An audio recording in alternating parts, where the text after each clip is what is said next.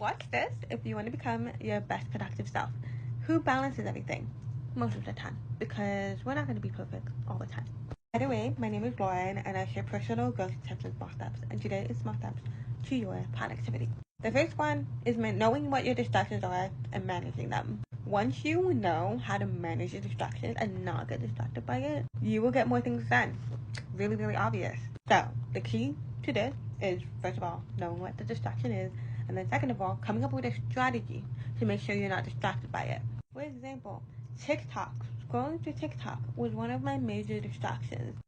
And what I did is that for iPhone, you can create a shortcut that every time you can have an option where every time you go to a certain app, it will automatically take you to another app. So I added a shortcut on TikTok that whenever I go on TikTok, it will automatically go to another app, which was my to-do list to remind me of the things that I needed to do. Whenever I subconsciously went on TikTok, the shortcut would automatically go to my to-do list, and then I'm reminded. I don't have it anymore, so I wish I can show it right now, but that's how much I really need to strategize around managing that distraction. The next one is knowing when you're most energetic.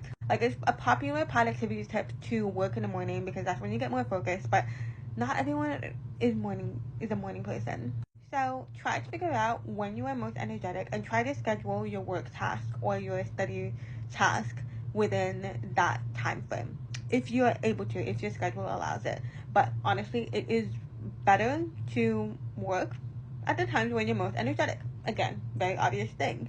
The next one is timing how long it takes to do your repetitive task. For example, it would take me less than 3 minutes.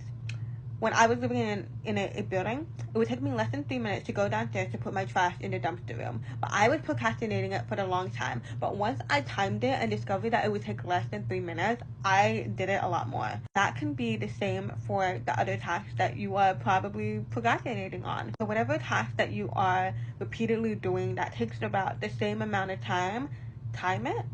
And then you would know exactly how it is, and then you would tend not to procrastinate as much.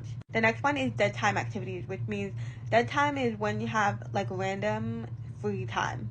For example, you're waiting in line, you're in the waiting room. If there's a tendency to go on your phone, instead of trying to cure that boredom, you can actually try to make it more productive by having a list of tasks that you can do at any time in short amounts of time, at any place. For example, catching up on messages, brainstorming stuff. There's a whole possibility out there. The next one is having your daily non-negotiables. Even just having 2 to 3 non-negotiable habits. When you pick